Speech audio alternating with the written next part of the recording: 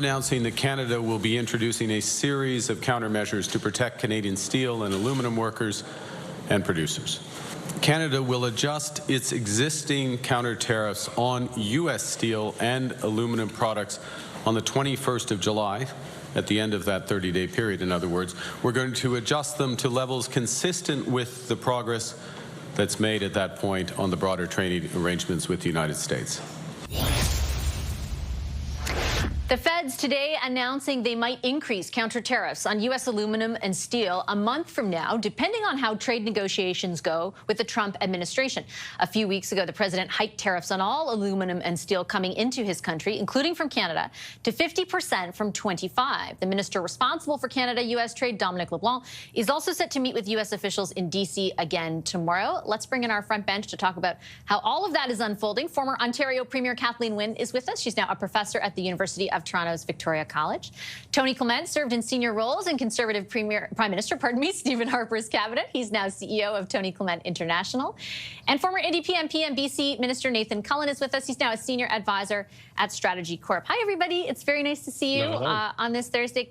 Kathleen, I'll start with you. What do you think of the government waiting, essentially, to levy these counter tariffs, kind of wait and see how things go in these negotiations, despite the pressure they face from the industry to do a lot more?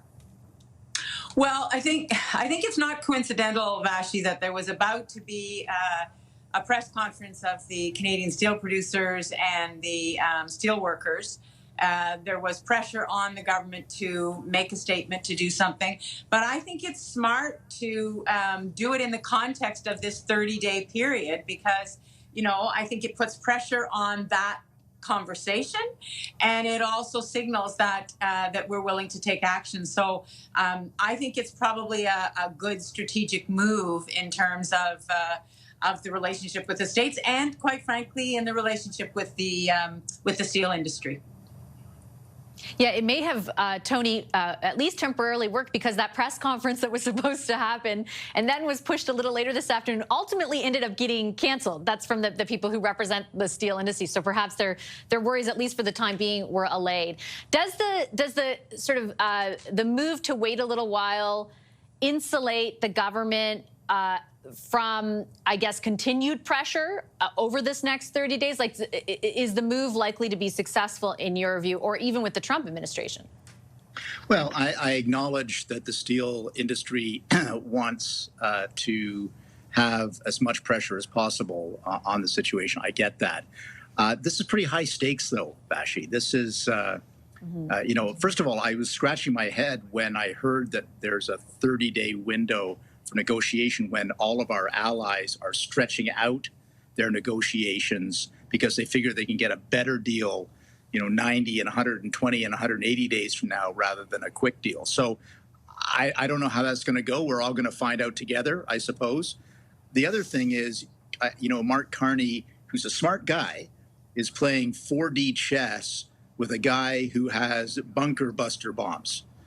So I just hope he's calibrated correctly that we can get out of this with our skin intact, because you're dealing with a fairly volatile president, let's be honest, who likes to get his way. So, again, I can't predict what's going to happen. Nobody else can, but this is a very high-stakes game.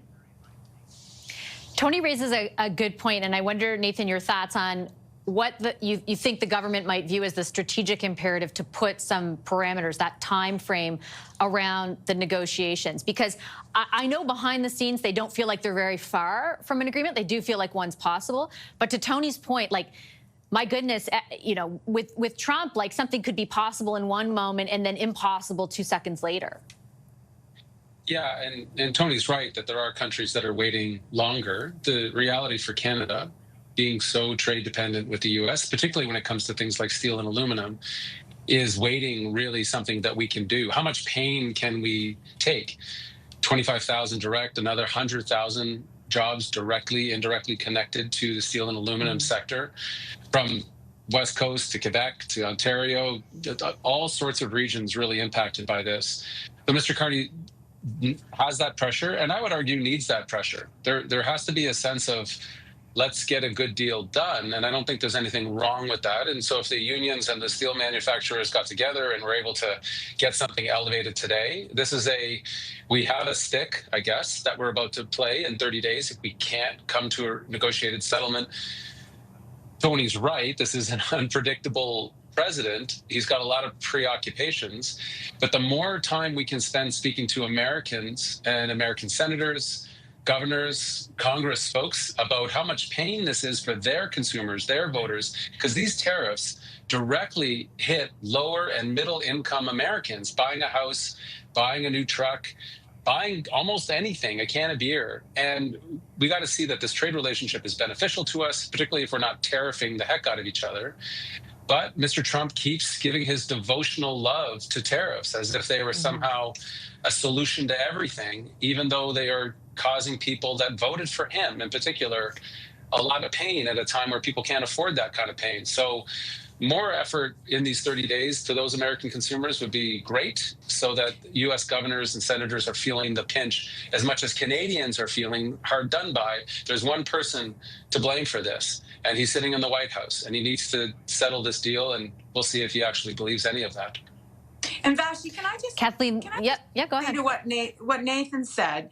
You know, painful as it is for us to go through this process, to Nathan's point, it is so painful to people in the States and companies in the States. And so I think putting pressure on the negotiation for us and for our people is smart. But I also think that putting that time frame in place may actually put pressure on the American administration through their constituencies and through their companies. And I think that is also a good thing. I'm very curious, Tony, to see if that ends up being the case, and I'll tell you why. Like, I have a sense, and I could be very wrong, that we kind of in this country overstate the pushback against Trump, and I say that only having attended the Republican National Convention last year and seeing the degree to which, if he blames somebody else, the people who support him, which are many in number, believe what he says. So I'm less clear on whether, obviously we know that the pain is inflicted by him, that the people are paying more because of him and his decisions. I'm not as certain whether they will en masse blame him and therefore increase the pressure, which may also be another reason to speed things up rather than wait for that to happen. I don't know. Yeah, and look, the fact of the matter is there are governors who have spoken up. There are senators on both sides of the aisle who have spoken up, and that's great. But MAGA country is different from all of that. It's not establishment Washington. It's a whole other set of Americans and voters. So far, it looks to me like the pressure isn't on Donald Trump on this. Could change. But I'm just hoping and praying that our new prime minister of what he likes to call the new government will have this calibrated correctly, because the possibility of miscalculation could be very dire for Canada and its people. I think there is also a sense, Nathan, and as I referenced, and as you said, the tariff man himself has been pretty unequivocal about it, that it's not as though, and I hope I'm wrong, but that all tariffs will be removed.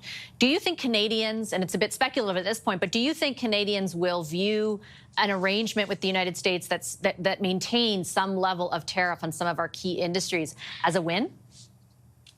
Well, that seems to be one of the only available wins in a lot of the agreements that you saw with the UK recently, that people are taking a victory lap when tariffs are reduced to only 10 or 20%, which 3 years ago would have seemed catastrophic. So Trump has done a wonderful job at resetting expectations, that you put a 50% or 130% that he put on China, and anything back from that, a country is meant to take it back to its own people and say, we negotiated hard and we're here now.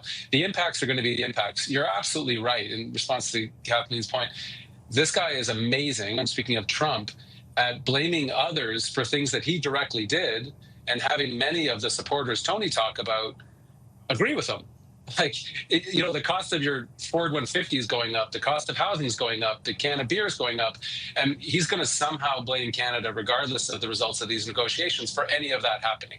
Kind of global conspiracy stuff. The only thing I would add is, the last conversation you had about what's happening in the Middle East, that is an actual potential fracture within the Trump MAGA coalition right now. To go into Iran or not, that's causing him far more trouble than anything happening on the tariff and economic front. And I only say that not just because of the seriousness of that issue, but the stability and the impregnability of this president's reputation with his own base is getting hit right now. And that can matter in those so-called secondary issues like tariffs, and help Canada and other countries actually speak some reason to the person who feels like he's untouchable right now in the White House, with regards to his supporters at least.